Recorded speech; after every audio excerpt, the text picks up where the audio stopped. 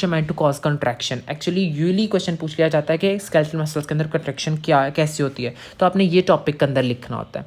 आगे आपको walk along theory लिखी हुई है। वॉक अलॉन्ग थ्योरी बच्चों is very important nerve muscle physiology के अंदर। अगर मैं 2-4 क्वेश्चन बताऊँ तो मैं सबसे पहले मैं वॉक अलॉन्ग थ्योरी बताऊँगा। Walk along theory is very very very important topic, ठीक है। देन फेंस इफेक्ट क्या होता है ये पता होना चाहिए। फेंस इफेक्ट के बाद बच्चे ये 2 पेज लिखे हुए हैं गाइटन के ऊपर, आप इनको स्किप कर सकते हो। Then energetics of the muscle contraction वाला टॉपिक स्टार्ट हो जाता है। यहाँ से बचे 3 sources of energy for muscle contraction. ये एमसीक्यू में पता होता है, पता होना चाहिए आपको ये अच्छे तरीके से। Isometric contraction and isotonic contraction, इसके ऊपर क्वेश्चन आ जाता होता है। एक दफ़ा पेपर में क्वेश्चन आया हुआ था सिनेरियो सॉरी कि स्विमिंग एक बंदा कर रहा है, ठीक है, स्विमिंग कर रहा है या फिर वो रनिंग कर रहा है। स्विमिंग या रनिंग के अंदर बच्चे लेंथ चेंज होती है, टोन सेम रहती है, तो ये कौन सी एग्जांपल है? ये आइसोटोनिक है। दूसरा सिनेरियो इसने दिया हुआ था कि एक बंदा बॉडी बिल्डिंग कर रहा है, बॉडी बिल्डिंग के अंदर लेंथ सेम रहती है, टोन चेंज होती है, ठीक है, तो ये कौन सी कॉन्ट्रैक्शन है? ये आइसोमेट्रिक कॉन्ट्रैक्शन है। तो ये एक इंपॉर्टेंट एससीक्यू था, सिनेरियो देकर उसने पूछा हुआ था, इसलिए मैंने कहा आपको डिस्कस कर दूं, ये आपको आनी चाहिए इसकी डेफिनेशन, ठीक है। Later on fast fibres and slow fibres का डिस्कस ये पेपर में आता होता है लॉन्ग विद इट्स एग्जाम्पल्स, ये अच्छे से कर लेना। डेफिनेशन आ जाती है मोटर यूनिट की, आगे लिखी हुई है मोटर यूनिट क्या होती है, आगे समेशन क्या होती है और इसकी डिफरेंट टाइप्स हैं, आगे ये पता होना चाहिए। जो मैंने पीछे बोला था ना टेटनी एंड टेटनाइजेशन, हम आगे डिस्कस करेंगे। यहाँ पर एक्चुअली वो लिखा हुआ है फिगर 6.15 के नीचे टेटनाइजेशन भी लिखा होगा और टेटनी भी लिखा होगा, ये आपको आना चाहिए है अच्छे तरीके से। स्टेयर केस इफेक्ट क्या होता है, ये एससीक्यू आ जाता होता है, ठीक है। देन आगे पेज नंबर जो है ना, remodelling of muscle to match function, इसके अंदर जितनी भी चीज़ें लिखी हुई हैं ये आपकी वाइवा पॉइंट ऑफ व्यू है कि हाइपरट्रॉफी क्या है, मसल एट्रॉफी क्या है, ये सारी की सारी चीज़ें, ठीक है। पेज नंबर 87 के ऊपर ब्लू बॉक्सेस में लिखा हुआ है पोलियो। पोलियो के अंदर एक्चुअली क्या मसला आता है ये आपको पता होना चाहिए। देन उसी के आगे लिखा होगा डीएमडी, ड्यूचेन्स मस्कुलर डिस्ट्रॉफी, ये आपको आनी चाहिए, ठीक है। इस चैप्टर के अंदर आपको सार्कोमेयर का स्ट्रक्चर ड्रॉ करना आना चाहिए।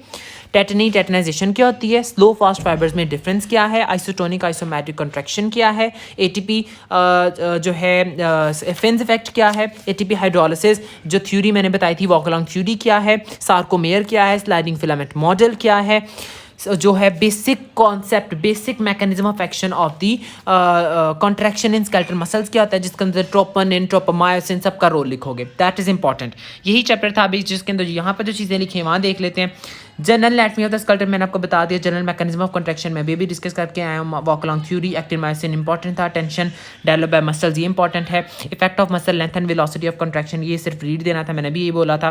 Then energetics of the muscle contraction, ये वही है जो मैंने 3 फेजेज ऑफ द एनर्जेटिक्स बताए हैं जिनको एमसीक्यू के लिए रीड करना है। Difference between isomeric and isotonic contraction मैंने बता दिया। स्लो फास्ट फाइबर्स में डिफरेंस मैंने बताया है कि that is very very very important. Then कुछ टॉपिक्स है टेटनाइजेशन, स्टेयर केस इफेक्ट, ये अक्सर डेफिनेशंस आ जाती हैं, आपको पता होना चाहिए। Then remodelling of muscle to match function, ये ट्रॉफीज को सिर्फ रीड देना था। ये इंपॉर्टेंट फिगर्स यहाँ पर मेंशन, इनको एक दफ़ा आपने रीड दे दिए। रिगर मॉर्टिस, बच्चे रिगर मॉर्टिस मैंने ऊपर वहाँ डिस्कस नहीं किया, लेकिन आपको पता होना चाहिए रिगर मॉर्टिस होता क्या है। यहाँ पर लिखी हुई है पोलियो और डीएमडी के दरमियान में, ये लास्ट पे आपको मिलेगा रिगर मॉर्टिस। रिगर मॉर्टिस इतना इंपॉर्टेंट है कि आप 9th क्लास से इसको स्टडी करते आ रहे हैं, रिगर मॉर्टिस आपको अच्छे से आना चाहिए। You have to cover what is rigor mortis, ठीक है। नाउ आपका चैप्टर नंबर 7 आ जाता है। Chapter number 7 is also important बच्चे, यू हैव टू, हाँ चैप्टर नंबर 6 जो मैंने अभी पीछे बताया ये आपका फिर 2 से कवर नहीं होगा, you have to cover it from the guideline. Chapter 7 पर आ जाएं बच्चे। चैप्टर 7 पे स्टार्ट से आपको मोटर एंड प्लेट की एक डेफिनेशन मिलती है, ये आपको आनी चाहिए। Secretion of acetylcholine by the nerve terminals कैसी होती है, इसका पूरा मैकेनिज्म आना चाहिए। और ये एमसीक्यू आ जाते होते हैं कि एसिटाइलकोलिन कौन से टाइप ऑफ रिसेप्टर पे जाके लगता है, उसकी आगे से अल्फा है बीटा है, कौन से रिसेप्टर पॉइंट पे लगता है, ये आपको आनी चाहिए चीज़ें। एक बड़ा इंपॉर्टेंट एमसीक्यू पॉइंट है, यूवाइवा क्वेश्चन है कि बच्चे कोई भी चीज़ अगर रिलीज होती है ना, उसका एक्शन करने का जो मैकेनिज्म है it always depend upon the receptor, ठीक है। अगर एसिटाइलकोलिन रिलीज हुई है तो अगर वो स्पेसिफिक टाइप ऑफ रिसेप्टर पे जाके अटैच होगी तो वो एक्टिवेशन करवाएगी, अगर दूसरे किसी पे जाके अटैच होगी तो वो एक्टिवेशन नहीं करवाएगी, वो कुछ और करवा रही होगी। तो दीज आर इंपॉर्टेंट। फिगर 7.2 है, ये ड्रॉ करने के लिए आ जाती है न्यूरोमस्कुलर जंक्शन, ये आपको ड्रॉ करना आना चाहिए, ठीक है। एंड प्लेट पोटेंशियल की डेफिनेशन में आगे आपको डिस्कस कर चुका हूँ। देन सेफ्टी फैक्टर की डेफिनेशन आ जाती है, वाइवा के लिए आपको आनी चाहिए बच्चे। देन एक ब्लू बॉक्सेस में बहुत अच्छे तरीके से एसिटाइलकोलिन का पता हुआ है कि एसिटाइलकोलिन रिलीज कहाँ से होती है। देन कुछ एमसीक्यू इतने इंपॉर्टेंट हैं और ये वाइवा के अंदर भी आ जाता होता है कि भाई बताएं एसिटाइलकोलिन कि drug that stimulate acetylcholine, drugs would stimulate the neuromuscular junction by inactivating acetylcholinesterase, ठीक है. Then drugs that block transmission at the neuromuscular junction. ये 3 टाइप ऑफ ड्रग्स, ये बहुत इंपॉर्टेंट MCQ के लिए आपको आने चाहिए. इनको बहुत अच्छे तरीके से कवर करेंगे आप.